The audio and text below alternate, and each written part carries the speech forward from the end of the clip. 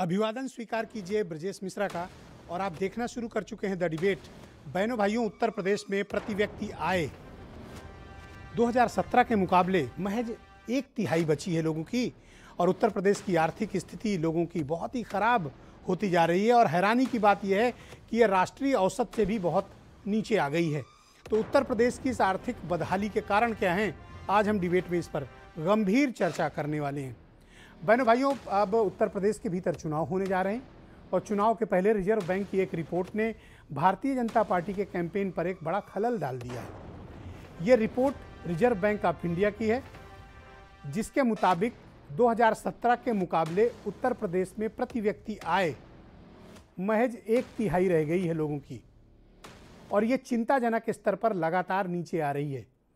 प्रति व्यक्ति आय उत्तर प्रदेश में महज 1.8% रह गई है और 2017 तक ये 5% थी। यानी अब 1/3 के आसपास तक स्थिति आ गई है, जहां पर लोगों की आमदनी घट चुकी है और ये बहुत ही खतरनाक और चिंताजनक स्तर तक पहुंच रही है। देश में लोगों की जो प्रति व्यक्ति आय है वो 95,000 का राष्ट्रीय औसत है, लेकिन उत्तर प्रदेश में 44,600 रुपया प्रति व्यक्ति प्रति वर्ष की आमदनी रह गई है। यानी जो प्रति व्यक्ति के आमदनी का जरिया था वो लगातार सिकुड़ता जा रहा है, कम होता जा रहा है और राष्ट्रीय औसत से भी बहुत नीचे है। और अगर ये 2013 से 2017 को कंपेयर करते हुए रिजर्व बैंक ऑफ इंडिया ने जो रिपोर्ट दी है उसके मुताबिक तब ये 5% था और 2017 से लेकर अब तक 2020 तक के ये आंकड़े जो आए हैं इसमें 2021 शामिल नहीं है। यानी कोविड का ये काल न शामिल अभी पूरी तरह से नहीं किया गया है, लेकिन फिर भी ये आंकड़े गिरकर 1.8 आ गए। 5 से गिरकर कहाँ आया? 1.8। यानी पहले अगर किसी की आमदनी 100 रुपये थी तो आज वो आमदनी 35 रुपये आकर बची है। इसको शब्दार्थ समझिए।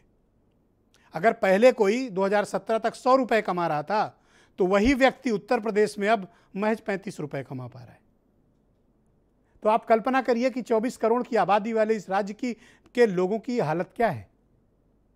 और इसमें अभी कोरोना काल के डेटा सम्मिलित नहीं है। अगर वो 2021 के डेटा सम्मिलित किए गए तो स्थिति और क्या होगी हम आप कल्पना भी नहीं कर सकते हैं।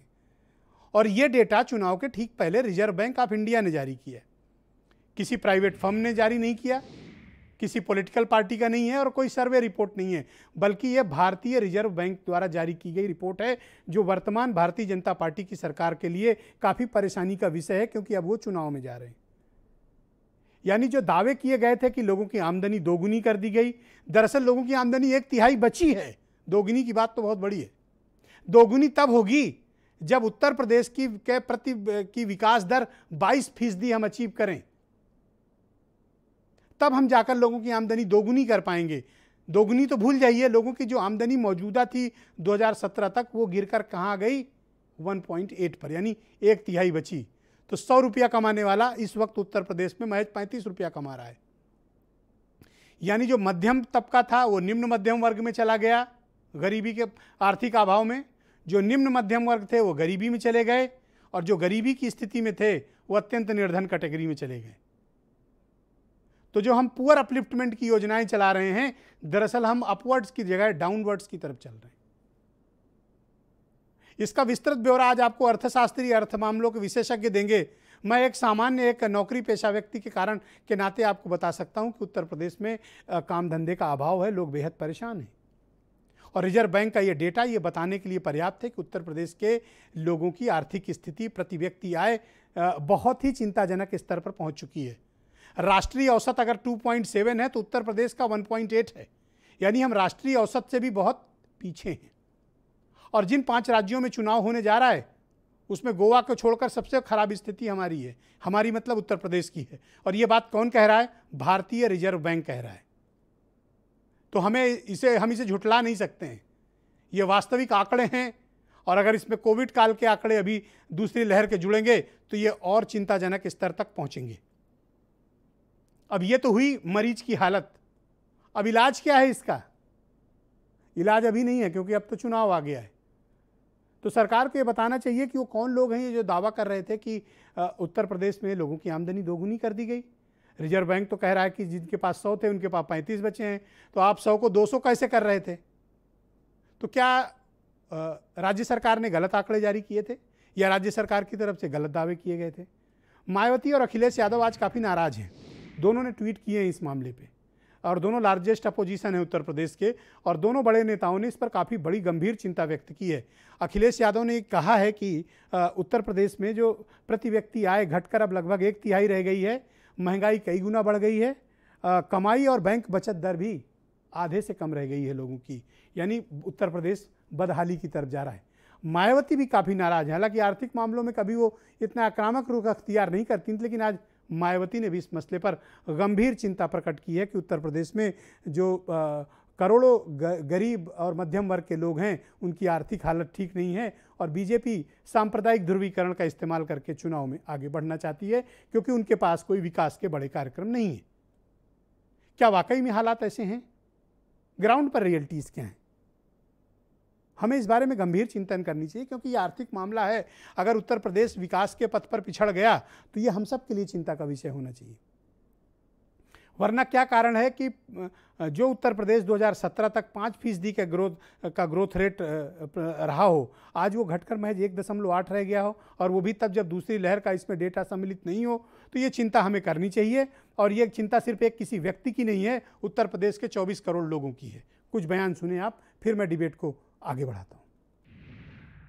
उत्तर प्रदेश में जब से भारतीय जनता पार्टी की सरकार आई है, उत्तर प्रदेश की विकास की ग्रोथ लगातार गिरती चली जा रही है। समाजवादी पार्टी के समय उत्तर प्रदेश की ग्रोथ लगातार बढ़ रही थी। अगर वो ग्रोथ आज मेंटेन रहती तो आज उत्तर प्रदेश कहां से कहां पहुंच जाता। वो ग्रोथ तो ये मेंटेन नहीं कर पाए, लेकिन उस ग्रोथ से इन्होंने तिहाई कर दी। आज आरबीआई ने उत्तर प्रदेश भारतीय जनता पार्टी की योगी सरकार की झूठ की पोल खोल के रख दी। इनके छल कपट, हेडलाइन मैनेजमेंट और इवेंट मैनेजमेंट की पोल खोल करके रख दी है। आरबीआई ने बता दिया है कि प्रति व्यक्ति आय कितनी है उत्तर प्रदेश की। आरबीआई ने बता दिया है कि बेरोजगारी की दर उच्चतम दर पर है। आज के कार्यक्रम में मेरे साथ समाजवादी पार्टी से महिला सभा की राष्ट्रीय अध्यक्ष और प्रवक्ता जूही सिंह हैं, मनीष सिंघवी जाने मारे आर्थिक मामलों के विशेषज्ञ, फैजान खान मुझे थोड़ी देर में ज्वाइन करने वाले हैं, बहुजन समाज पार्टी के प्रवक्ता हैं, शबनम पांडे बीजेपी से हैं, प्रोफेसर मनोज अग्रवाल जी देश के बहुत ही जाने माने अर्थशास्त्री, नरेंद्र नाहटा जी जिला अध्यक्ष हैं एमएसएमई इंडस्ट्रियल एसोसिएशन के, और वीरेंद्र सिंह जी हमारे स्टेट हेड। बहुत शुक्रिया, धन्यवाद आप सभी का आज मेरे साथ कार्यक्रम में सम्मिलित होने के लिए। शबनम पांडे जी, कार्यक्रम की शुरुआत में आपसे करना चाहता हूँ और मेरा प्राथमिक सवाल ये है कि 2007-17 तक उत्तर प्रदेश के लोगों की जो आमदनी थी, आपकी राज्य सरकार के कार्यकाल में वो आमदनी घटकर महज 1/3 बची है, और ऐसा मैं या अपोजिशन नहीं कह रहे हैं, ऐसा रिजर्व बैंक ऑफ इंडिया कह रहा है। ये गंभीर चिंता का विषय है। देखिए ब्रजेश जी, जो आपने तथ्य रखा आरबीआई का, आम जनता उस तथ्यों को ऐसे ही समझेगी अगर हम ऐसे समझाएंगे तो, लेकिन आरबीआई के ही डेटा से जो आप बता रहे हैं 1/3 रह गया, मैं उसको ब्रेकअप करके बताना चाहती हूँ कि आरबीआई ने किस तरीके के तथ्यों को रखा है। आरबीआई ने जो तथ्य रखा है पूरी तरीके से सत्य है और उन आंकड़ों पे कहीं भी मेरा कोई आरोप या किसी का भी कोई आरोप नहीं है। अब देखा जाए तो आरबीआई के जो तथ्य रखा है उसके 5 साल, किसी भी सरकार के 5 साल होते हैं और 5 साल का ब्रेकअप करा जाता है, तो हर साल के जो उसका ग्रोथ है वो देखा जाता है। अगर 12-13 में देखा जाए 3% रहा था अखिलेश यादव जी के टाइम में, और आज योगी सरकार में वो 17-18 में 2% था। 13-14 में अखिलेश जी के टाइम में 3% था और योगी जी के समय में 18-19 में दूसरे साल यानी 4% रहा। 14-15 में अखिलेश जी के समय में ग्रोथ 2% रहा और पर कैपिटा, और 19-20 मतलब तीसरे साल में योगी जी की सरकार में 2%। तो इन पहले 3 साल में दोनों सरकारों का जब हम एवरेज निकालते हैं आप तो चाहती हैं कि मैं कंपेयर 5 साल न करके अखिलेश जी का 3 साल करूं और योगी जी का 3 साल करूं? मैं आपको पूरी बात बता दूं, मुझे बोलने का मौका दीजिए। आप बोली नहीं मैडम। पहले 3 साल में दोनों ही सरकारों का जो पर कैपिटा जो ग्रोथ आप देख रहे हैं वो 3% था, और ये 3 साल के बाद जब कोविड जैसा पेंडेमिक आया तो हमारा प्रदेश ही नहीं, पूरा देश, पूरा विश्व इसके चपेट में आया, इससे कोई इनकार नहीं कर सकता। अगर विपक्ष हम पे सांप्रदायिकता फैलाने का करता है तो सांप्रदायिकता फैलाने का काम या अपीजमेंट का काम भी विपक्ष ने ही किया। मैं उधर जाना नहीं चाहता, मैं अर्थ मामले पे डिबेट रखना चाहता हूं।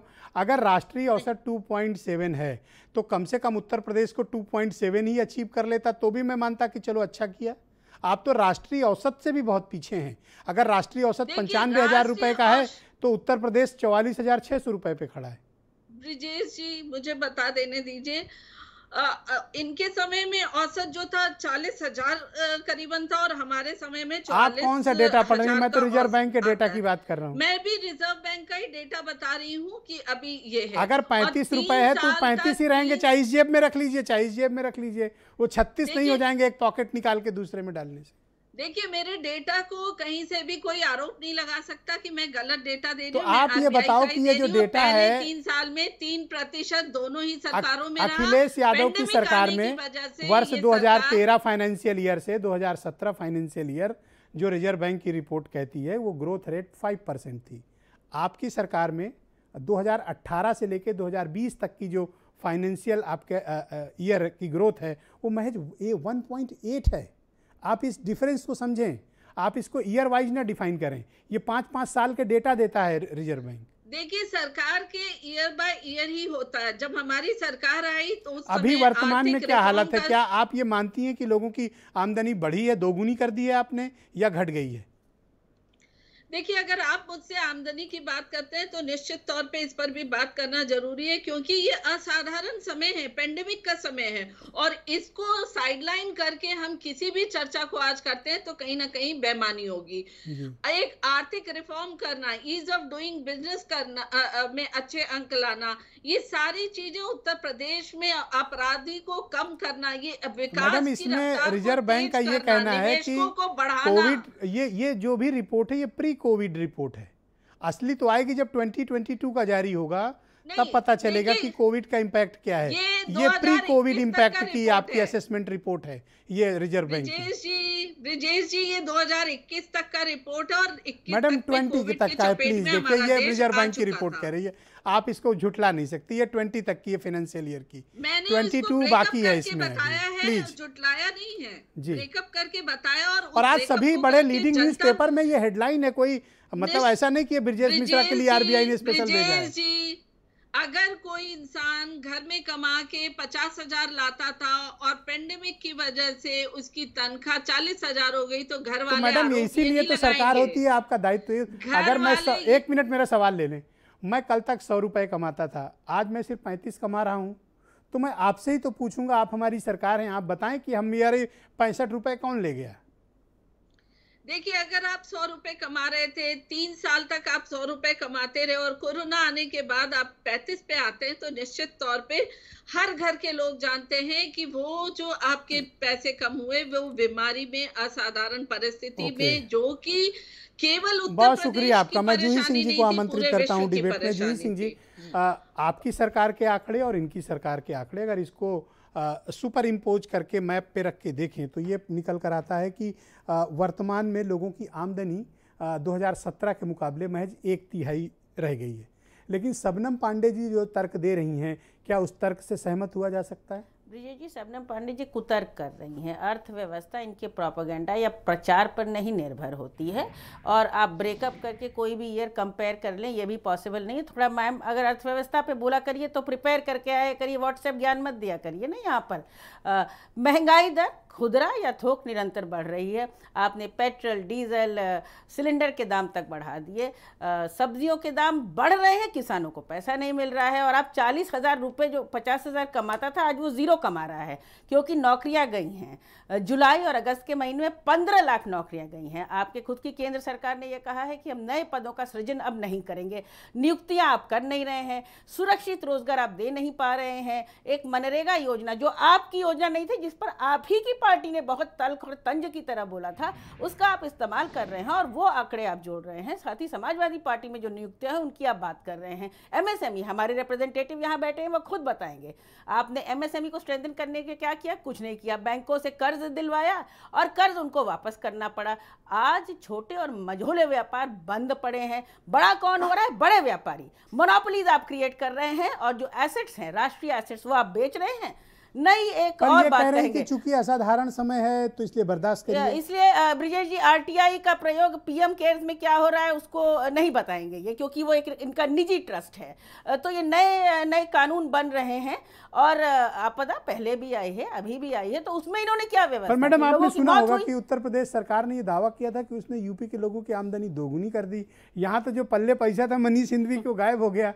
ये 100 रुपए का नोट 35 रह गया। ब्रिजेश जी, आप मुझे तो बड़ी सिंपैथी है इनसे। ब्रिजेश जी, आप एक ऐसे संस्थान को चलाते हैं जो रोजगार का सृजन करता है उत्तर प्रदेश के बीच में। आप अच्छी तरह समझ सकते हैं कि कितनी कठिनाई से आप इस पूरी व्यवस्था को चलाते हैं। तो कहाँ है, कहाँ आय बढ़ी है, कहाँ नौकरियां मिल रही हैं और कहाँ महिलाओं को आप रोजगार में वापस ला रहे हैं? महिलाएं घर बैठी हैं। शबनम पांडे जी को यही पूछ लेना चाहिए, कौन सी योजना राज्य सरकार की जमीन पर है जिससे कि रोजगार का सृजन या आमदनी बढ़ने की बात हो रही है? कब तक रोना आप रोएंगे? आपने तो कोई व्यवस्था नहीं की, बच्चे मर रहे हैं। आपने तो मियादी बुखार के खिलाफ भी नहीं कोई स्वास्थ्य सेवाओं को मजबूत मैं किया। फैजान खान को आमंत्रित करता हूं, बहुजन समाज पार्टी के प्रवक्ता हैं। फैजान जी, आज तो काफी सख्त भाषा में मायावती जी ने ट्वीट किया और ये जो प्रति व्यक्ति आमदनी उत्तर प्रदेश में लोगों की 1/3 रह गई, इस पर नाराजगी व्यक्त की है। और बहन जी की आशंका है कि उत्तर प्रदेश के चुनाव विकास पे नहीं बल्कि सांप्रदायिकता के आधार पर लड़े जाएंगे। बहन जी को ऐसा क्यों लगता है? ब्रिजेश जी, मैं आदरणीय बहन कुमारी मायावती जी का बहुत शुक्रगुजार हूं कि आज उन्होंने ये ट्वीट करके ये जानकारी उत्तर प्रदेश की जनता को दी कि किस तरह भारतीय जनता पार्टी झूठे वादे, झूठे प्रोपेगेंडा करके, झूठे डाटा पेश करके आप लोगों में गलतफहमियां पैदा करती हैं। ये इसलिए कि आज प्रति आय व्यक्ति का उत्तर प्रदेश में जो आरबीआई का रिपोर्ट आपने भी पेश किया और बहुत सही आपने कहा कि आरबीआई ने कोई ब्रिजेश मिश्रा जी के लिए अलग से नहीं दिया है। शबनम पांडे जी अगर इस बात को कह रही हैं, साल दर साल समझा रही हैं, तो उन्हें मैं बताना चाहूँगा ब्रिजेश जी कि मैं भी एक MBA का स्टूडेंट रहा हूँ, मैं मार्केटिंग अच्छे से जानता हूँ। वो परचेजिंग पावर की जो बात कर रही थी कि 100 रुपये है, वो कम होकर कोरोना की वजह से 90 रुपये आ गया। शायद वो इस बात को भूल रही हैं कि जो बेरोजगारी, जब आमदनी होगा ही नहीं, बेरोजगारी दर बढ़ेगी तो 100% परचेजिंग पावर जिसको कहते हैं वो कम होगा। वो कम होने का कारण और भी है, जो इन्होंने 100 रुपये का एग्जाम्पल दिया उसमें शायद ये महंगाई नहीं जोड़ पाई कि महंगाई भी इन्होंने 2 गुना नहीं 3 गुना कर दिया है। तो आदमी खरीदेगा क्या, खाएगा क्या ब्रिजेश जी, और जिंदा कैसे रहेगा? इस जगह पे भारतीय जनता पार्टी लाके उत्तर प्रदेश पर सरकार ने तो दावा किया था कि आपकी आमदनी यानी फैजान खान की आमदनी दोगुनी हो गई। वही तो इनसे पूछना चाह रहे हैं कि दोगुनी आय की बात ये बताओ, पॉकेट में 100 थे वो 200 हुए कि नहीं? 100 थे, 100 जो थे वो 50 हो गए और जो खरीदने की कैपेसिटी 40 रुपए किलो सेब थी वो 200 रुपए हो गई। और जो तेल था, पेट्रोल था, डीजल था, LPG, यहां तक कि ब्रिजेश जी मैं आपको एक और बताता चलो नॉलेज की बात, गरीबों के गैस सिलेंडर को भी इन्होंने नहीं छोड़ा, जिसे इन्होंने वितरण किया। वो चूल्हे पे लकड़ियां जला जला के चूल्हे, सबके गैस सिलेंडर ब्रिजेश जी आप अपने किसी भी पत्रकार महोदय को भेज दीजिएगा किसी गरीब के घर, आप देख लीजिएगा इनका क्या हाल है जी। आप शबनम पांडे जी की इस बात पे रोशनी डालें। मैं सुरेंद्र नाहटा जी को इस डिबेट में आमंत्रित करता हूं। Thank you Faizan ji. Surendra Nahata ji MSME industrial association के अध्यक्ष हैं। नाहटा जी, बहुत स्वागत आपका। आज आपको हम लोगों ने इसलिए कष्ट दिया इस डिबेट में कि आरबीआई की जो रिपोर्ट आई है उसमें ये बताया गया है कि प्रति व्यक्ति आय जो बढ़ने की दर है उत्तर प्रदेश में वो चिंताजनक स्तर पर धीमी हो गई है। क्या इस तरह का दबाव आर्थिक तौर पर MSME सेक्टर भी उत्तर प्रदेश में महसूस कर रहा है? बिल्कुल ब्रजेश जी, धन्यवाद आपका, बहुत बहुत धन्यवाद।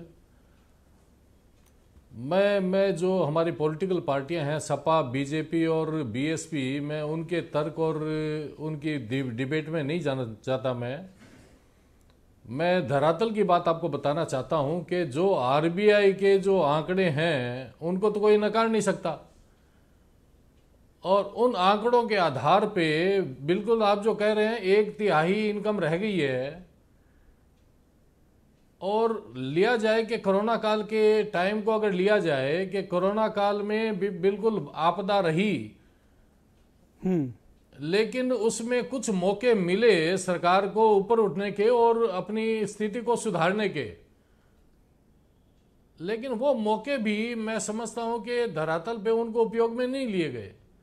अब आज हम लोग देखते हैं कि ये नोएडा जिला, गौतम बुद्ध नगर जिला जो है वो आज इंडस्ट्रियल हब है और यहाँ जेवर इंटरनेशनल एयरपोर्ट बन गया, अभी बना नहीं है, बन रहा है, सॉरी, और अभी जी बन रहा है, 24 में बनेगा, लेकिन वो स्कीम आ गई। और उसके अलावा फिर बन तो पूर्वांचल एक्सप्रेस भी रहा है 5 साल से, फिल्म सिटी, जी वहां फिल्म सिटी। लेकिन मेरा कहने का मतलब है इतनी योजनाएं आ रही है, ये योजनाएं मात्र सिर्फ पेपरों में आ रही है, धरातल पे कुछ भी नहीं है। और आप देखें, सरकार को ये देखने की जरूरत है यहाँ के जो यहाँ जितने 3 प्राधिकरण हैं और जितने अधिकारी लगे हुए हैं उन पे कंट्रोल नहीं कर पा रही है सरकार। आपको अभी सरकार को चाहिए कि 20,000 MSME वर्ग के उद्योग जो हैं उनको कितनी आर्थिक स्थिति से जूझना पड़ रहा है। आज जितने भी फाइनेंशियल इंस्टीट्यूट है उनकी तरफ से आप ये कहेंगे कोई भी बिल्कुल भी किसी भी तरह की हेल्प नहीं मिल पा रही है जी। हमारी सपा की वक्ता ने अभी बताया कि लोन कर्ज मिला है और उसका कोई उपयोग नहीं। लेकिन मैं इसमें कहना चाहूंगा कि उस टाइम जिस टाइम प्रधानमंत्री साहब ने लोन का हमें जो सुविधा दी थी, उस टाइम हम लोगों की मांग ये रही कि आप हमें लोन मत दीजिए, कर्ज मत दीजिए, कर्ज में ना डुबोइए, लेकिन जो आर्थिक बोझ है वो कम कीजिए। क्योंकि जो फाइनेंशियल इंस्टीट्यूट से थोड़ा सा 13.5% और 10%, 11% जी जो इंटरेस्ट लग रहा है उस इंटरेस्ट रेट को कम कीजिए। करेक्ट है। और बिजली विभाग द्वारा जो प्रति यूनिट 300 जो फिक्स चार्जेस है उसको हमारा हटाइए। और तो ये सब सुविधाएं जो आप मांग रहे हैं, क्या ये सब छूट और राहत सरकार ने नहीं दी आपको उत्तर प्रदेश में? वो अगर मिलती तो MSME वर्ग इतना मजबूत हो जाता। लेकिन मैं ये समझता हूं कि सरकार, यहाँ तो लखनऊ में हम लोग को बताया जाता है कि उत्तर प्रदेश का MSME सेक्टर रॉकेट हो गया है। सर ये सब आप यहाँ के अधिकारी जो रिपोर्ट भेजते हैं उन रिपोर्ट के आधार पे सरकार अपना मंतव्य बना लेती है। और जी शुक्रिया आपका नाटा साहब, हमारे साथ जुड़े रहिएगा। मैं देश के बहुत ही प्रख्यात अर्थशास्त्री प्रोफेसर मनोज अग्रवाल जी को आमंत्रित करता हूं इस डिबेट में। मैंने आज जानबूझकर अग्रवाल साहब को इसलिए आमंत्रित किया है ताकि RBI की इस कॉम्प्लिकेटेड रिपोर्ट जिसका year by year Shabnam Pandey ji अभी व्याख्या कर रही थी, मैं चाहता हूं कि प्रोफेसर साहब इसको आम जनता की भाषा में इस अर्थशास्त्र को लोगों को बताएं कि RBI की ये रिपोर्ट क्या है, इसके क्या मायने हैं, गरीब आदमी, आम आदमी, हम जैसे सैलरीड लोगों पर इसका क्या प्रभाव है। प्रोफेसर मनोज अग्रवाल जी। देखिए ब्रजेश जी, जो RBI की रिपोर्ट है ये केवल डेटा देती है और उसका कोई एनालिसिस नहीं देती है। जो एनालिसिस छपा है वो एनालिसिस काफ़ी हद तक सब्जेक्टिव हो सकता है। सब्जेक्टिव इन द सेंस कि जिस ग्रोथ रेट की आप बात कर रहे हैं, पहले मैं स्पष्ट कर दूं, उत्तर प्रदेश आज हमारा ऐसा राज्य है जहां पिछले 20 वर्षों से कम आमदनी में गिरावट नहीं आई है। जैसा कि अभी चर्चा में आई बात कि आमदनी घट गई है, ऐसा नहीं हुआ है। जो चर्चा में आना चाहिए वो आना चाहिए कि ग्रोथ रेट कम है कि ज़्यादा है। और एक चीज़ मैं और स्पष्ट कर दूं पहले, आगे बढ़ने के पहले, उस डेटा को एनालिसिस करने के पहले, कि उत्तर प्रदेश में 52, 53, 54 और 54, 55 में प्रति व्यक्ति आय राष्ट्रीय औसत से ज़्यादा थी। उसके बाद लगातार गिरता गया, कोई भी सरकारें रही हो उसमें लगातार गिरावट आई है। लेकिन एक प्लस पॉइंट जो मैं यहां बताना चाहता हूं कि पिछले 15 वर्षों में राज्य की आर्थिक स्थिति बेहतर होना प्रारंभ हुआ है और उसके पहले का 15 साल बहुत ही संकट में रहा है और उसका प्रमुख कारण कभी फिर चर्चा करेंगे, उसके पहले का 30-40 वर्ष का कारण रहा है। तो कुल मिलाकर पिछले 15 वर्ष हमारे उत्थान के माने जा सकते हैं। अब आते हैं कि रिजर्व बैंक ने क्या कहा है। रिजर्व बैंक ने कुछ नहीं कहा है। रिजर्व बैंक केवल डेटा प्रोवाइड करता है, उसका एनालिसिस, मूल्यांकन करना हमारा आपका दायित्व है, पॉलिटिकल पार्टीज का दायित्व, किसी का भी दायित्व है। अब हम बात करते हैं कि उस ग्रोथ रेट को कैसे मेजर करते हैं। मैं उसको बहुत बारीकी से देख रहा था जी, तो मैं ये कह सकता हूं कि उत्तर प्रदेश का जो 4 वर्षों का या 5 वर्षों का पिछली सरकार का कालखंड रहा है या वर्तमान 4 वर्षों का जो डेटा उपलब्ध है, क्योंकि 5 वर्ष पूरे भी नहीं हुए और डेटा आ भी नहीं सकता है और उसका हम प्रोजेक्शन भी अभी कर नहीं सकते हैं। करेक्ट। तो ग्रोथ रेट अगर एस्टिमेट करता हूं मैं जी, तो ग्रोथ रेट में कोई अंतर नहीं है प्रति व्यक्ति ग्रोथ रेट में, और राष्ट्रीय आय से कम रहा है। जो चर्चा आज हमको करनी चाहिए वो चर्चा करनी चाहिए कि उत्तर प्रदेश पिछले 15 वर्षों से विकसित राज्यों की तुलना में बेहतर परफॉर्म कर रहा है। आज यदि हम प्रति व्यक्ति आय की अगर कोई समीक्षा करते हैं तो हमें जमीनी और भी तमामों फैक्टर्स का एनालिसिस करना चाहिए। उत्तर प्रदेश सरीखे राज्य में प्रति व्यक्ति आय बहुत अच्छा इंडिकेटर प्रायः नहीं सर हो सकता ये है। मैं एक क्यों? डेटा है जो आपके जिस साथ शेयर राज्य में करना चाहता हूं, और मैं चाहता हूं कि इस डेटा को आप एनालिसिस कर दें। जी। जो रिजर्व बैंक का डेटा है वो पर कैपिटा इनकम की जो ग्रोथ है उसके बारे में ये कहता है कि फाइनेंशियल ईयर 2013 से 2017 के बीच ये 5% की दर से आगे बढ़ा, और वर्तमान में फाइनेंशियल ईयर 2018 से गलत है ब्रजेश जी। 2020 16 आने गलत है जी 1.8 ये रिजर्व बैंक का 16 डेटा आने है गलत है ये जी। 100% तो गलत रिजर्व है बैंक ना। ने ये रिजर्व गलत बैंक डेटा का सर डेटा रिलीज है। कर दिया इसका जो ये नहीं, रिजर्व बैंक का डेटा गलत नहीं है। ये जो ग्रोथ रेट एस्टिमेट किया गया है वो रिजर्व बैंक नहीं करता है जी। रिजर्व बैंक, आप कोई भी डॉक्यूमेंट उठा करके देखेंगे ग्रोथ रेट देखने के लिए अलग लोग हैं, हम आप हैं। रिजर्व बैंक कभी ग्रोथ रेट इस तरह से करके नहीं देता है, आप उठाकर देख लीजिए। तो क्या ये पहली बार हुआ है किसी कि एक रिजर्व वर्ष का बैंक हो ने सकता है। इस तरह की रिपोर्ट जारी करके एम्बैरेस कर दिया सरकार को? नहीं, वो ये इसका ना ये रेगुलर फीचर है। रिजर्व बैंक का काम ही यही है, और जो मिनिस्ट्री ऑफ स्टैटिस्टिक्स है उसका भी रेगुलर दायित्व है तमाम प्रकार के डेटा देना बिना किसी इन्फ्लुएंस के। करेक्ट। जहां तक 5% की बात है, 5% जो ग्रोथ रेट आप बता रहे हैं वो 5% ग्रोथ रेट ओवरऑल है, ना कि प्रति व्यक्ति आय का। आप समझिए उसमें पॉपुलेशन का ग्रोथ रेट भी शामिल है। स्टिल मैं उस पर श्योर नहीं हूं कि 5% था या नहीं था, और रिजर्व बैंक कभी भी तो सर आप ये कहना चाहते हैं कि ये डेटा फॉल्टी है या ये डेटा डाउटफुल है? ना डेटा एकदम सही है, डेटा एकदम सत्यापित है। किसी पॉलिटिकल पार्टी ने भी खंडन नहीं किया, मैं भी नहीं कर रहा हूं, लेकिन उसकी जो एनालिसिस है, मैंने पहले ही कहा सर एक तरफ आप कह रहे हैं डेटा सही भी है, गलत भी हो सकती है, दूसरा आप कह रहे हैं कि इसका एनालिसिस गलत है। मतलब मैं किस बात को सही मानूं? हाँ, एनालिसिस की ग्रोथ रेट निकाला किसने है आप वो जरा देखिए, हमारे सामने लाइए। मैं 1 सेकंड लगेगा, जिसने ग्रोथ रेट निकाला है आप लाइए, और इसको कोई भी चेक कर सकता है। सर आरबीआई का गवर्नर मेरे बुलाने पे कहाँ आएगा सर? आप मेरी मजबूरी समझो सर। आरबीआई का गवर्नर तो शबनम पांडे जी के कहने पे आएगा, हमारे आपका तो फोन भी नहीं उठाएगा। ऑलराइट सर, मैं मनीष हिंदवी को आमंत्रित करता हूँ इस कार्यक्रम में। मनीष जी बहुत शुक्रिया आपका।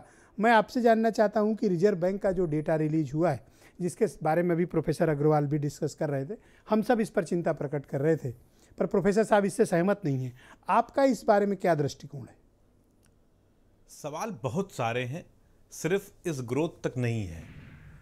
सवाल गंभीर ये है कि जो हिंदी बेल्ट है, ख़ास तौर से हम लोग उत्तर प्रदेश में जहाँ रह रहे हैं, यहाँ पर हमारी जो प्रति व्यक्ति आय है 44,600 रुपये है, और इसमें कहीं कोई संशय नहीं है, ये स्पष्ट लिखा हुआ है। और जो नेशनल एवरेज है वो 95,000 है। हमारी प्रति व्यक्ति आय बहुत कम है। सरकार का आंकड़ा कहता है कि रोजगार हमारे यहाँ पूरा है, हमारी रोजगार दर जो है, मतलब बेरोजगारी दर पूरे भारत में सबसे कम है, यानी सरकार के हिसाब से हर आदमी काम पर है। तो एक जो बहुत बड़ा प्रश्न उठता है वो ये उठता है कि इसका मतलब हमारे यहाँ गेनफुल एम्प्लॉयमेंट नहीं है। लोग काम में लगे हुए तो दिख रहे हैं, मगर उनके पास काम नहीं है, और काम अगर है भी तो सिर्फ दिखाने का है, उनकी आय बहुत कम है। तो ये तो और खराब स्थिति हो गई कि आदमी काम में तो दिख रहा है, मगर काम में सिर्फ दिखाने को है, पैसा उसे नहीं मिल रहा है। क्योंकि ये जो गरीबी की दर है, ये जो प्रति व्यक्ति आय कम है, जो स्पष्ट, अगर हम ग्रोथ रेट ना भी लें तो जो डेटा लिख के आरबीआई दे रहा है उसको तो मानेंगे कम से कम ना, कि 44,600 रुपये है। तो ये प्रोफेसर अग्रवाल का कहना है कि उसको सही संदर्भ में नहीं देखा जा रहा। संदर्भ सही ये है कि सरकार जो ये नरेगा में आंकड़े जो रोजगार दे रही है लगभग 57 लाख के आसपास, और एक एवरेज 100 दिन का एम्प्लॉयमेंट देने की बात थी, लेकिन 100 दिन का एम्प्लॉयमेंट सिर्फ 2.5% लोगों को दिया गया, और बाकी लोगों को एवरेज 37 दिन एम्प्लॉयमेंट दिया गया। तो 37 दिन एम्प्लॉयमेंट दिया गया और 200 रुपए रोज के दिए गए, तो लगभग 7400 रुपए दिए गए साल भर में, और उनको भी आपने मान लिया कि वो रोजगार में है। तो क्या साल भर में 7400 पाने वाला आदमी क्या करेगा? महीने का 1000 भी तो नहीं हुआ। तो जिसके 100 थे वो 33 हो गए। तो ये तर्क, जो तर्क अभी प्रोफेसर अग्रवाल ने रखा, सवाल उस तर्कों से आपकी असहमति का कारण क्या है? मेरी बहुत सारी असहमति है, मेरी खाली सर से नहीं है, मेरी सामान्य तौर पर बहुत सारी असहमति है। सरकार ने डेटा निकालना बंद कर दिया। एम्प्लॉयमेंट अनएम्प्लॉयमेंट सर्वे आता था 14-15 के बाद, वो नहीं आया है। अब तो डेटा की बहुत सारी फजिंग है जो हम आप जान ही नहीं पाएंगे। तो चलो एक डेटा तो आया, एक नहीं, ये तो आरबीआई अपनी स्टैटिस्टिक्स हैंडबुक निकाला ही करती है। हमको उसको समझने की जरूरत है, जो उसमें इनहेरेंट जो गंभीर प्रश्न है ब्रिजेश जी, उसको समझने की कोशिश करिए कि एक तरफ आप कहते हैं कि हमारी ग्रोथ रेट कम हुई है, एक तरफ आप कहते हैं कि प्रति व्यक्ति आय भी कम हुई है, दूसरी तरफ आप कहते हैं कि लोगों को काम मिल गया है। ये क्या घोटाला है, मेरे तो समझ से बाहर है। अप्रैल 20 का डेटा उठाइए तो आप कहते हैं कि अच्छा, एक रहस्य डिकोड करिए जी। यूपी सरकार ने तो क्लेम किया था, और उस दिन जूही सिंह भी बहुत नाराज थी कि दोगुनी हो गई आमदनी, दोगुनी यानी आपकी जेब में 200 रुपया होने चाहिए। दोगुनी होने की बात की कि अगले 5 साल में हम दोगुनी कर देंगे। कैसे करेंगे इसका कोई प्लान नहीं। जैसे वैसे ही जैसे किसानों की आय दुगनी हो रही थी, तो यहां तो देखिए, बात कह देना आसान है, उसको पूरा होने का रोड मैप क्या होगा इस पर कहीं कोई चर्चा कभी नहीं होती है। ऑलराइट, बीरेन जी भी आ गए हैं डिबेट में। बीरेन जी, बहुत स्वागत आपका। मैं आपसे जानना चाहता हूं कि पिछली सरकार के मुकाबले वर्तमान सरकार में जो प्रति व्यक्ति आय है वो लगभग 1/3 लोगों की रह गई है, और जो ग्रोथ रेट पहले 5% का था वो अब महज 1.8% रह गया है, और ये बड़ी चिंताजनक स्तर पर नीचे आ रहा है। आपका क्या आकलन है कि क्या इस रिपोर्ट में कितनी सच्चाई है, और आप ज़मीन पर इसको कितना महसूस करते हैं? देखिए, आप बीटेक, एमबीए लाखों फीस चुकाकर जो बच्चे करते हैं, जिनके माँ बाप लगा के लखनऊ, मुंबई, दिल्ली पढ़ाते हैं, वो आजकल पार्टियों में 10-10 हज़ार रुपया की नौकरी सोशल मीडिया में लोगों को गाली देने के लिए कर रहे हैं। ये है रोजगार। बीटेक, बीएससी, एमटेक, एमबीए, ये 10,000 और 15,000 की नौकरी कर रहे हैं, और सरकार कहती है हमने रोजगार दे दिया। कुल मिलाकर यह है कि उत्तर प्रदेश में जो रिजर्व बैंक का आंकड़ा है उसको आप एक किनारे रख दीजिए, ना भी देखिए, तो इतने विशाल प्रदेश में कितने लोग भूखों सोते हैं, रात में खाना नहीं मिलता उनको, इस पर भी तो चर्चा हो। इसको लोग नहीं दिखती है लोगों को। ये 5 किलो का जो राशन मिल रहा है, इस राशन से क्या नॉन तेल गैस चूल्हा भी आ जा रहा है? क्या गाड़ी में पेट्रोल भी पड़ जा रहा है? ये भी तो, इसके लिए भी तो पैसे की ज़रूरत है। लोगों के पास रोजगार नहीं है, कमाई नहीं है, और सरकार ने वादा किया था कि हम 13 लाख लोगों को हर साल रोजगार देंगे। 4.5 लाख नौकरी की बात देने की बात यूपी सरकार ने अभी 4.5 साल का जश्न मनाया तो बताया उसमें कि हमने इतनी नौकरी दे दी है। बेरोजगारी का आलम यह है कि बेरोजगारी के खाट पर बंधा पड़ा विकास, और नौजवान पीढ़ी खेल रही है ताश। तो बस यही है। गांव में बेरोजगार नवयुवक घंटों घंटों मोबाइल चलाते हैं बैठ के, उनके पास कोई काम नहीं। या तो बाजार जाएंगे, गप सड़ाका करेंगे वहाँ, और फिर आएंगे खा के सो जाएंगे। गप सड़ाका मतलब? अरे राजनीतिक बातें, चर्चा, इधर उधर की बातें।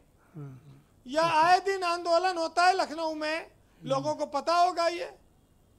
आखिर कोरोना काल में और यूथ मोबाइल चलाता है, घंटों घंटों रात रात भर मोबाइल चला रहे हैं, टेलीफोन पे बतिया रहे हैं। कोई काम ही नहीं, पैसे नहीं है, रोजगार नहीं है, डाटा फ्री है, अपना इस्तेमाल करो।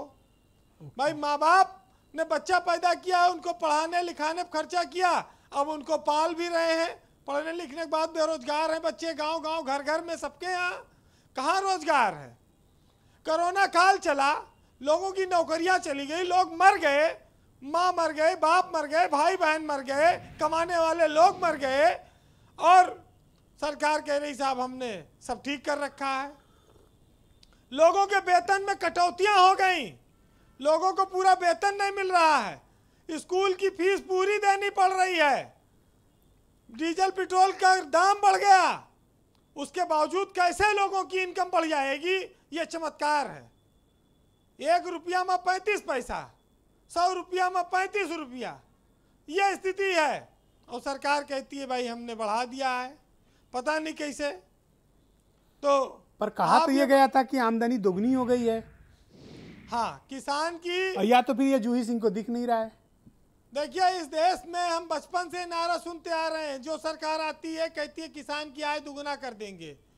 किसान की आय भले दुगुना हो ना हो, लेकिन अफसरों की आय दुगुना चौगुना हो गई, उनकी लूट में कोई कमी नहीं आई। और इस सब का असर उत्तर प्रदेश पे युवाओं पर, समाज पर पड़ता है। हम आप सब परेशान घूम रहे हैं। आप सोचिए 45,000 कमाने वाला एक आदमी, अगर उसकी बीवी और 2 बच्चे हैं, तो कैसे उनको एक साल इस 45,000 रुपये में उनके स्कूल फीस देगा, पढ़ाएगा, खिलाएगा, कैसे होगा? अगर 45,000 का मतलब हुआ कि 2,000 रुपया महीना करीब, लगभग तो 2,000 क्या 4,000 आप मान लीजिए, 4,000 के लगभग। 4,000 में स्कूल फीस देनी है, शहर और गांव सब जगह आपको रहना भी है, पेट्रोल बिजली का बिल, खाना पीना सब इसी में करना है। हाँ, दवाई भी अगर बीमार हो गए, सब कुछ। हाँ। तो अब ये कुल मिलाकर ये है कि आज एक बात मुझे बहुत अच्छी लगी कि मनोज अग्रवाल जी ने कहा भाई कि 15 साल में जो है बहुत अच्छा काम हुआ, ग्रोथ रेट बढ़ी और इनकम ठीक ठाक रही है। इन्होंने मायावती, अखिलेश और भाजपा, इन तीनों को लड्डू दे दिया कि भाई तीनों लोग खुश हो रहो, अगली बार जो आए वो ध्यान रखे हमने तो तीनों को बराबर अंक दिया है। और मनोज जी खुद विकास नगर में ठेला पर फल और सब्जी खरीद के खाते हैं, विकास नगर की मंडी में। और जो है दाम, उनको दाम सब पता है। हाँ। कि कहाँ क्या रुपया चल रहा है भाव जी। वो अर्थशास्त्री भी हैं और उनकी बात पर विश्वास अरे बहुत करना उच्च भी कोटि पड़े। के अर्थशास्त्री, हम सब बहुत उनकी रिस्पेक्ट करते हैं जी। ब्रजेश जी, नौकरशाहों के लिए नागार्जुन ने लिखा है कि नौकरशाहों के लिए दुनिया महज हेर फेर करने की एक वस्तु है। जिसको लाखों रुपया तनख्वाह मिल रहा हो, 4-4, 10-10 नौकर लगे हो, 3-3, 4-4 सरकारी गाड़ियां हो, घूस में अलग कमाई होती हो, वो तो आंकड़ों की बर्बादी करेगा ही। उसको अपनी सुविधा के आगे इस प्रदेश के करोड़ों करोड़ लोगों की सुविधाओं का ध्यान कहाँ रहेगा? उसको नौजवानों के, बेरोजगारों के, गरीबों का दर्द कहाँ दिखेगा? जी। आप ये देखिए कि जो किसान है उसका सरकार गेहूं 18 रुपया किलो कहती खरीदते हैं और वो भुखमरी कगार पे है। और कोटेदार को गेहूं के राशन पे 1 रुपया 2 रुपया कमीशन मिलता है, वो स्कॉर्पियो गाड़ी में और लाखों के वाहन में चलता है। कहाँ से आता है इतना? ये तो आपने गजब बात कही। जिसका राशन वो भुखमरी के कगार पे भूखा मर रहा है, और जो कोटेदार है वो स्कॉर्पियो, वो कमीशन जो पा रहा है वो बड़ी बड़ी महंगी गाड़ियों चल रहा है। ये वैसे है सरकारों का, देखिए जो होता है दावा, वो ऐसे है जैसे आप घर के बाहर बैठे हो और एक गली में आवाज़ आई कि 100 रुपया में पूरा घर बैठ के ज़िंदगी भर खाइए, और बाहर निकल के देखा तो चटाई बेच रहा था। तो भाई ये उसी तरह का है, जब आप हकीकत से रूबरू होंगे तो निराश हो जाएंगे। बहरहाल भारत चटाई पे पूरा घर बैठ सकता है, 100 रुपया में खाइए बैठ के आराम से। ठीक बात। बहरहाल आज बेरोजगारों के सामने बड़ी चुनौतियां हैं।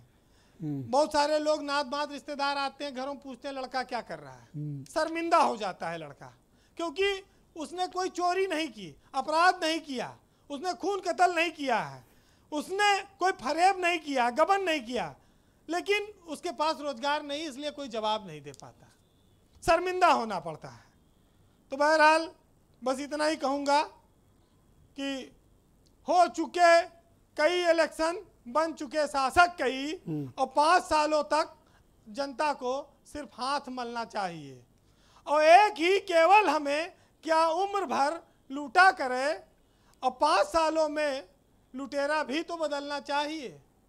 और राष्ट्रवाद, लोकपाल, सेक्युलरिज्म तो पुराने हो गए, अब चुनाव में नए नारे उछलना चाहिए। और कांट की हाड़ी यारों बार बार चढ़ चुकी, अब नए हथियार से जनता को छलना चाहिए। बहुत बहुत शुक्रिया आपका वीरेंद्र जी, ग्राउंड जीरो से एकदम डायरेक्ट इनपुट के साथ। बहुत बहुत शुक्रिया आपका। शबनम पांडे जी, मैं आपसे समझना चाहता हूं और आप ये जनता को बताइए भी, क्योंकि अब आपकी सरकार 5वें साल के कार्यकाल में पहुंच रही है, लगभग पूरा भी हो रहा है और आप लोग चुनाव में जाने वाले हैं। विकास की जो स्थिति है वो आरबीआई के डेटा से काफ़ी कुछ स्पष्ट भी हो रही है।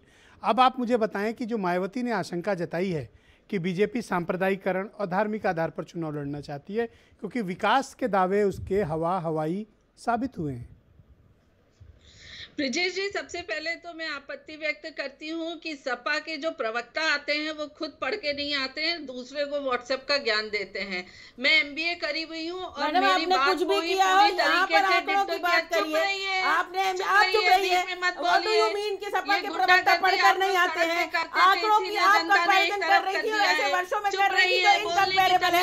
आप कह रही थी महंगाई नहीं है, आप कह रही थी बेरोजगारी नहीं है। शर्म आनी चाहिए आपको, आपकी सरकार है और आप यहाँ आकर बता पढ़कर आना चाहिए, कुछ काम करिए। आप बताइए, एक यूनिट बिजली आपने बनाया, आप बताइए कौन से रोजगारों का सृजन आपने किया? एक तो मुख्यमंत्री के ट्विटर हैंडल पे आपने डाला जो नेपाल भाग गया, तो कम से कम पढ़कर आया करिए। एक्चुअली आपने एमबीए किया हो तो पता नहीं कहाँ से किया है, थोड़ा पढ़ा करिए, अपनी नॉलेज को अपडेट किया करिए। और आरबीआई के जो आंकड़े आप बता रही हैं उन पर भी पढ़ा करिए।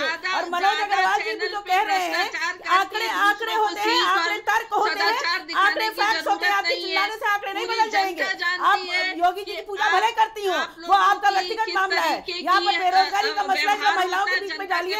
चलिए मेरे साथ, मैं पूछवाती हूँ 100 महिलाओं से कहाँ से सिलेंडर लाए, कहाँ से खाए, कहाँ से पकाए, कहाँ से फीस दे। आपकी बड़ी बड़ी बातें हमें नहीं सुननी है और मुझे ज्ञान भी मत दीजिए। किया होगा आपने MBA, please keep your degree at home and talk about facts and facts. You have taken up to the point of destruction.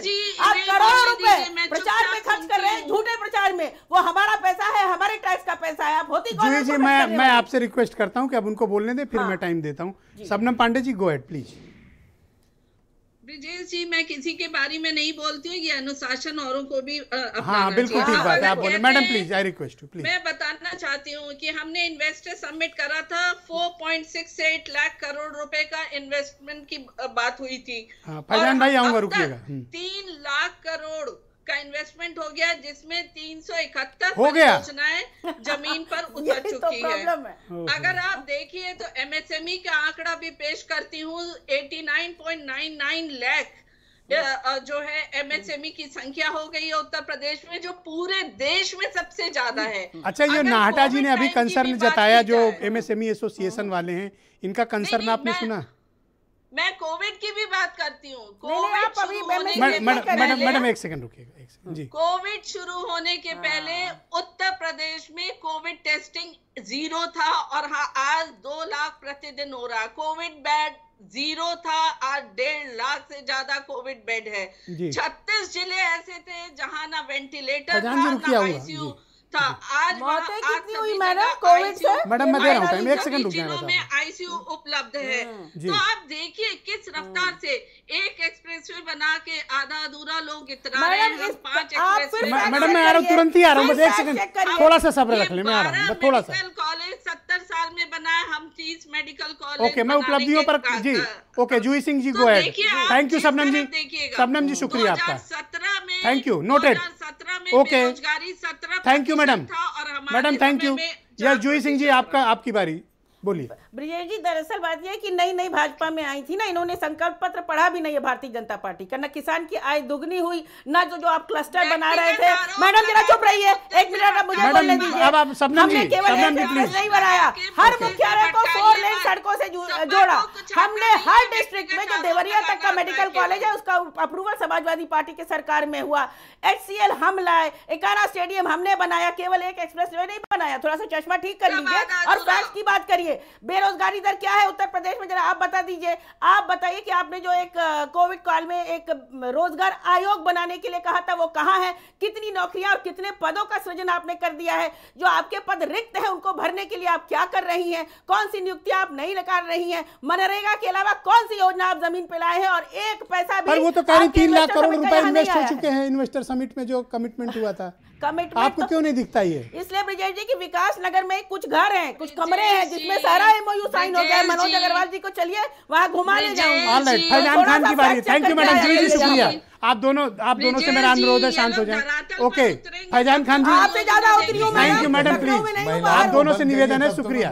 Okay Faizan भाई गो अहेड। ब्रिजेश जी, मैं क्या आपत्ति है आपको? ब्रिजेश जी, मैं 1 by 1 शबनम पांडे जी का हर एक बात का जवाब दे दूं।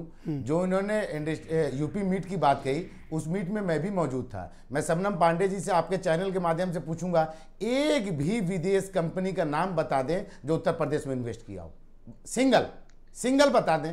सेकेंडली, ये कोरोना काल के वक्त में जो ये बातें कर रही हैं, तीसरे चरण के बारे में संभावना जब व्यक्त कर दी गई थी, पर आप ये क्यों नहीं समझते वो MBA की हुई हैं? MBA मैं भी किया हूँ, पता नहीं कहाँ से की हैं। मैं तो रेपुटेटेड अलीगढ़ मुस्लिम यूनिवर्सिटी से किया हूँ, इसलिए मुझे नॉलेज है। मैं बता दूं आपको कि मैंने जो है जो उन्होंने कोरोना काल की बात कही, अगर स्वास्थ्य पे नहीं शबनम जी, मैं आपको पर्सनली मिलूंगा, बड़ी है मुझसे, टिप्पणी करते हैं। सॉरी आप बड़ी हैं मुझसे, नहीं बोल पाते तो व्यक्तिगत टिप्पणी नहीं सॉरी, मैं आप पे कोई व्यक्तिगत टिप्पणी करूंगा। आप महिला हैं, बड़ी हैं, सम्मानित हैं। मुद्दे पे गलत आरोप लगा। बोलिए फैजान भाई, बोलिए फैजान। मैं ये बोल दूं, कोई व्यक्तिगत टीका टिप्पणी नहीं करेगा। शबनम जी, अगर आपने कोरोना काल को तीसरे चरण के संभावना के लिए भी जो बेड के बारे में आप बता रही थी, अगर आप वो कर देती तो डेंगू से हमारे प्रदेश के भविष्य और देश के भविष्य के बच्चे मरते नहीं फिरोजाबाद में। ये आपके सामने, सबके सामने आंकड़ा है कि आपने स्वास्थ्य को कितना सुधारा, कि आप बच्चों के डेंगू को भी नहीं सुधार पाई, उनको भी नहीं बचा पाई, तो आप तीसरे चरण के कोरोना में क्या हाल करेंगे उत्तर प्रदेश का? ये दूसरे चरण में जी आ रहा हूं आपके पास। नाटा जी, तीसरे चीज, आपने रोजगार की बात कही। मैं ब्रिजेश जी आपके चैनल से कह दूं कि लाखों नियुक्तियां सरकार के पास खाली पड़ी है, रिक्त पड़ी हैं, पर वो उसको भर नहीं पा रहे हैं। बेरोजगारी का आलम उत्तर प्रदेश में ये है जो आप ही के चैनल में इतना विकास कर दिया, इतनी सबकी आमदनी दुगनी कर दिया, आपको दिखता क्यों नहीं है? भारतीय जनता पार्टी झूठे, यही तो मैं कह रहा हूं, हवा हवाई। आदरणीय बहन जी ने यही तो कहा कि इनके पास हवा हवाई काम है, कोई काम नहीं है।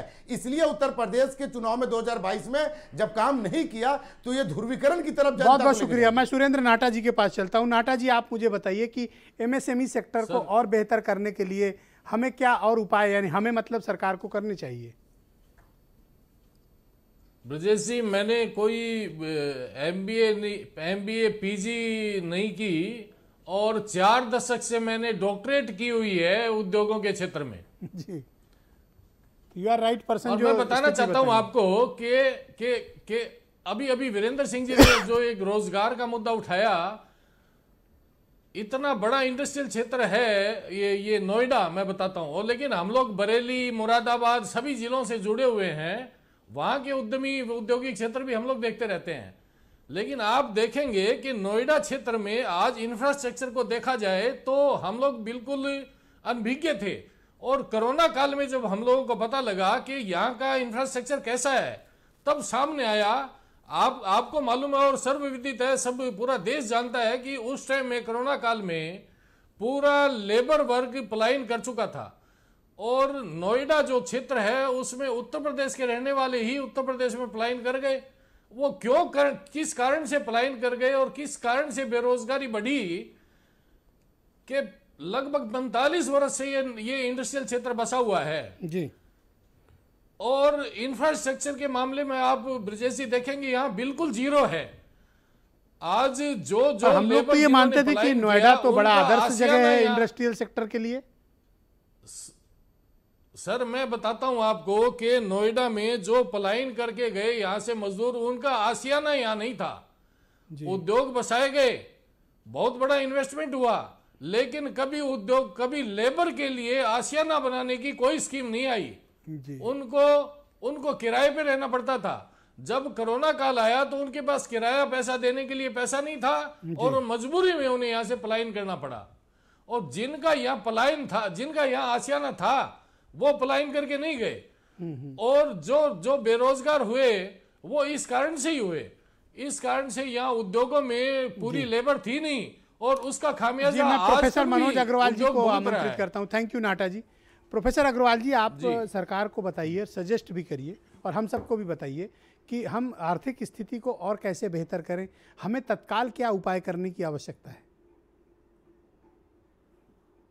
देखिए, पहले तो मुझे आज बड़ा आश्चर्य हुआ कि बहन जूही जी इतना नाराज हुई और हमारे जैसे कमजोर प्राणी के ऊपर इस तरह से जो है कहा, चलिए उसको आशीर्वाद के रूप में लेता हूं। आप पर नहीं थी और मैं तो MOU की बात कर रही जी प्लीज। तो एक चीज संस्कार संस्कार यही है। और आप दूसरी अपने बात, संस्कार देख लीजिए मैडम, और कोई भी व्यक्तिगत टिप्पणी मत करिए। एक सेकंड मैडम प्लीज, मैं आप दोनों से मुस्कुराहट आपको आ रहे हो कि आपके संस्कार यहीं पर बता दूं तो मत बोलिए। Madam please. ओके प्रोफेसर साहब आप बोल रहे हैं। बेरोजगारी पे मुस्कुराहट, देखिए एक मौत चीज पे ब्रजेश जी मैं कह मुस्कुराहट। देता हूं, अब मैं क्या करूं, आपकी तरह मैं नाराज नहीं हो सकता। आई सर, मैं कांट आपको अफोर्ड टू कहीं बी नहीं नाराज रही हूं। जैसे I am आप हो not रही हैं talking नाराज। about you. I am talking about a person on this panel जिनको मुस्कुराहट आ रही है कोरोना काल में। आपके लिए नहीं अग्रवाल साहब, वो बीजेपी वालों से उनका मसला है। जी। अग्रवाल साहब आप जी। बोले प्लीज। मैं सड़क पे देखिए तो मैं और प्लीज आप जहाँ दोनों तक शांत हो बात जाए, है प्रोफेसर साहब को कि- बोलने दें। सिर्फ प्रोफेसर साहब बोलेंगे जी, आप बोले सर। बड़ा कि एक चीज बहुत क्लियर मॉडल समझ लीजिए, कोई पॉलिटिकल पार्टी आए कोई आए, अगर कोई ये दावा करता है रोजगार दे सकता है, गलतफहमी में ना रहे। पहली चीज स्वरोजगार की तरफ मॉडल बढ़ाना होगा, और हमारा जो मॉडल चल रहा है पिछले 50 सालों से, वो स्वरोजगार से बाहर भाग करके एक सरकारी नौकरी की तरफ या प्राइवेट सेक्टर का भी, आपने कारपोरेट सेक्टर का हासिल देखा है। और उसमें क्या हुआ, जरा सा संकट आया, पूरा कारपोरेट सेक्टर हिल गया, और सरकारी नौकरियों का लगातार आप देखिए 30 वर्षों से वहां पर श्रिंकिंग हो रही है। तो आप इस छलावे में मत रहिए कि ये पार्टी आएगी तो इससे सरकारी नौकरी मिलेगी, ये पार्टी आएगी तो इससे मिलेगी। स्वरोजगार को नष्ट करके आप कोई नौकरी भारत में नहीं खड़ा कर पाएंगे, नंबर 1। नंबर 2, कृषि का सीमांतीकरण करके आप कुछ भी नहीं कर पाएंगे, और इस तरफ किसी का ध्यान नहीं है। घूम फिर करके वही एमएसपी, वही गन्ने का मूल्य, बाकी 85% 90% किसानों का क्या दोष है जिस पर चर्चा नहीं होती है। लेकिन उस पर चर्चा होती ही नहीं है कभी भी, यही अफसोस है। और कभी भी स्वरोजगार पे बात, एमएसएमई पर भी जब बात होती है, एमएसएमई में आप 3 उसके सेगमेंट है, पहला एम, दूसरा जो है एस, फिर एम।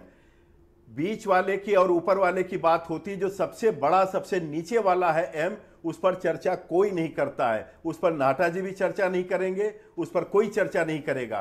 तो सवाल ये उठता है कि जब मूल मुद्दों को हम चर्चा ही नहीं करेंगे, सुधार की बात आएगी कहां से?